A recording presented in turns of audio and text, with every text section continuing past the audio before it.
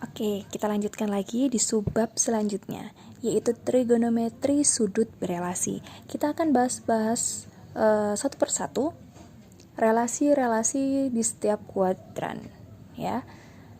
Kemarin kuadran kan ada 4, kuadran 1, kuadran 2, dan kuadran 3, serta kuadran 4. Kita bahas satu-satu ya. Kita ingat lagi bahwasanya di kuadran 1 itu kan sudut antara 0 derajat hingga 90 derajat. Kalau kita mau cari yang sudut di antara ini kan bisa 0 derajat plus sekian ya. Tapi 0 derajat plus sekian derajat ini tidak perlu dibahas karena 0 derajat ditambah berapapun sudutnya akan menghasilkan sudut itu sendiri. Namun kita akan bahas di kuadran 1 itu mengenai 90 derajat min berapa derajat, atau bisa dibilang 90 derajat min alfa. Alfa ini sudut sebarang ya, terserah bergantung yang kita minta, yang diketahui di soal. 90 derajat min alfa ini kan berada di sini, ya. Sehingga di relasi kuadran pertama, 90 derajat sin 90 derajat min alfa cos alfa, cos 90 derajat min alfa sin alfa, tan 90 derajat min alfa kotan alfa. Diingat lagi di catatannya Bu Ririn yang sebelah sini, jika menggunakan sudut 90 derajat atau 270 derajat maka berubah. Dalam hal ini kalau kita menggunakan yang sumbu Y yang 90 derajat dengan 270 derajat, maka berubahnya seperti ini. Kalau sin menjadi cos, kalau cos menjadi sin, kalau tan menjadi kotan. Ingat ya, ini berlaku untuk semua kuadran. Bu, ini kenapa Bu? Kok berubahnya sin cos tannya ini positif? Ingat lagi bahwa di kuadran 1 semua bernilai positif. Meskipun berubah, fokus pada ini. Sin, cos, tan bernilai positif, maka meskipun berubah ini juga bernilai positif. Paham ya? Lanjut ke kuadran 2. Kuadran 2 ini di antara sudut 90 derajat hingga 180 derajat. Maka bisa dibilang bisa menggunakan 90 derajat plus. Kenapa kalau plus? Karena 90 derajat plus nanti ada di kuadran 2. Yang pakai 180 ini min. Kenapa kok min? Karena 180 min alfa nanti ada di kuadran 2. Gitu ya. Nah, ini ada sedikit revisi, dibuka lagi catatannya. Bu Ririn kemarin kurang menambahi min di sini. Bu Ririn jelaskan ya. Kita mulai dari yang 90 derajat plus alfa ya, 90 derajat plus alfa. Sin 90 derajat plus alfa. Ingat, memakai 90 derajat maka berubah. Yang awalnya sin menjadi cos. Sehingga sin 90 derajat plus alfa itu nilainya sama dengan cos alfa. Bu, kenapa kok sin di sini cosnya bernilai positif? Ingat bahwa di kuadran 2 hanya sin yang bernilai positif. Bu, ini loh cos. Ingat lagi bahwasanya kita patokannya tetap pada awal yang ini. Jadi sin ini bernilai positif meskipun berubah menjadi cos. Lanjut lagi, yang cos. Cos 90 derajat plus alfa. Cos di kuadran 2 bernilai negatif. Kita tulis negatif di sini.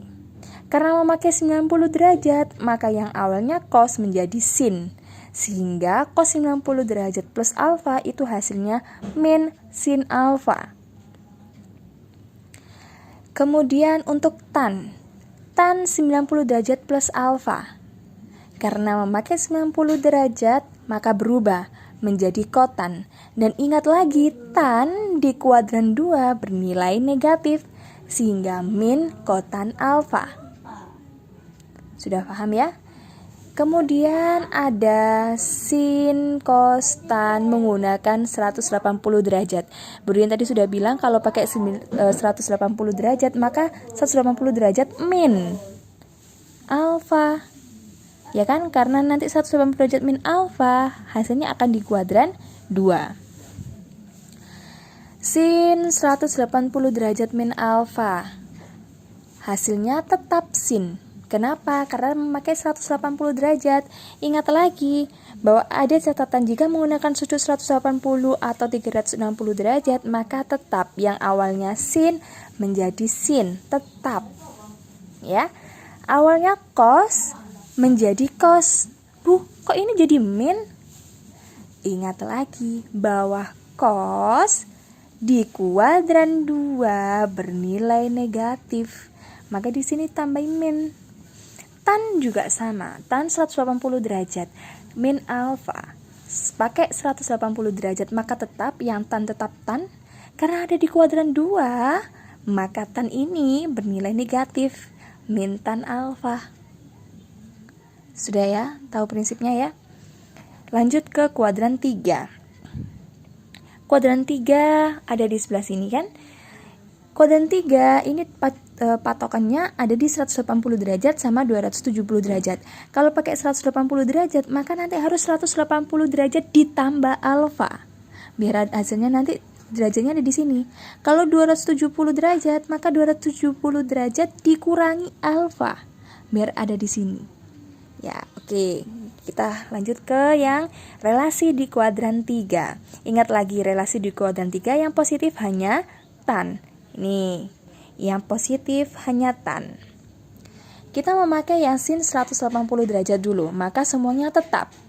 Tapi ingat, min plusnya bergantung kedudukan sin cos tan yang belum dirubah ya. Yang belum dirubah, nilai di kuadran itu positif atau negatif. Misal di sini pakai 180 derajat ya. Sin 180 derajat plus alfa. Sin 180 plus alfa 180, maka tetap yang awalnya di sini sin, maka di sini juga sin. Tapi sin di kuadran 3 bernilai negatif, sehingga di sini kita harus menambahkan min sin alfa. Cos 180 derajat plus alfa. 180 derajat mengakibatkan cos tetap cos. Tapi cos di sini di kuadran 3 bernilai negatif, sehingga harus kita tambahi di sini tanda negatif cos alfa.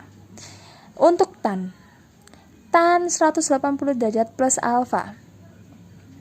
Tan di kuadran 3 itu bernilai positif, sehingga di sini positif. Karena pakai 180 derajat, tan tetap menjadi tan. Berbeda jika kita menggunakan 270 derajat. Karena prinsipnya tadi kalau kita pakai 270 atau 90 derajat berubah kan? Yang awalnya sin. Di sini ya, sin 270 derajat min alfa. Sin yang berubah menjadi cos. Sin di kuadran 3 itu negatif, menjadi min cos alfa. Berlaku untuk cos juga. Cos 270 derajat min alfa, pakai 270 derajat, maka nanti yang cos menjadi sin. Kenapa ini min? Karena cos di kuadran 3 itu negatif. Tan juga sama. Karena menggunakan 270 derajat, maka yang awalnya tan menjadi kotan, ya, menjadi kotan alfa. Karena 270 derajat ini mengakibatkan perubahan. Kenapa di sini positif? Karena semua yang selain tan bernilai negatif. Hanya tan saja yang bernilai positif. Sudah paham? Lanjut ke kuadran 4. Hal itu prinsipnya sama di kuadran 1, 2, 3, dan 4. Kuadran 4 kan 270 harus ditambahkan alfa biar ada di sini, atau 360 derajat dikurangi alfa biar ada di kuadran ini. Maka kita bahas di yang kuadran 4. Kita pakai yang 270 derajat, maka nanti akan berubah. Yang awalnya sin menjadi cos. Yang positif di kuadran 4 tadi apa ya? Yang positif. Oh, yang positif di kuadran 4 hanya cos. Sehingga jika ini sin berubah menjadi cos. Bukan cos, Bu, positif. No. Lagi-lagi kita harus ingat bahwa patokannya adalah yang ini.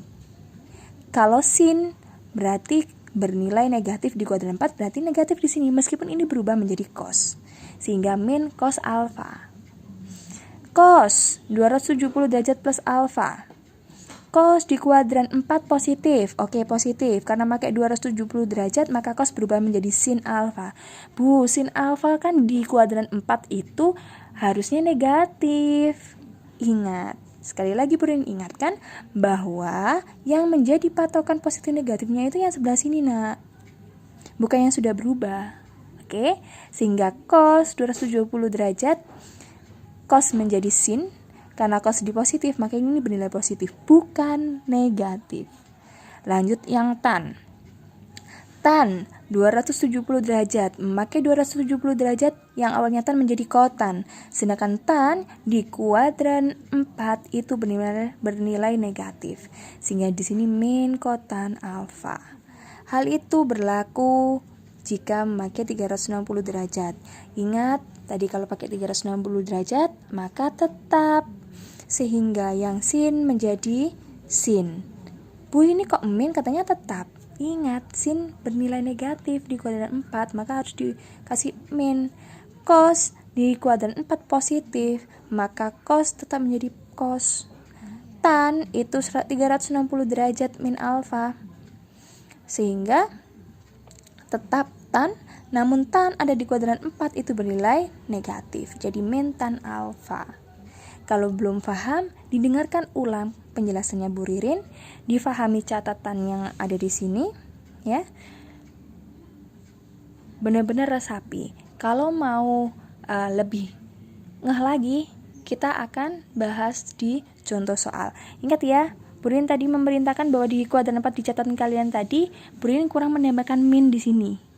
Sekarang juga kalian harus menambahkan min di sini di kuadran 2. Coba cek di catatannya Bu Ririn lupa menambahkan min di sini, ya. Oke, kita bahas masalah contoh. Oke, sekarang sudah contoh. Di sini contoh cos 150 derajat, ya.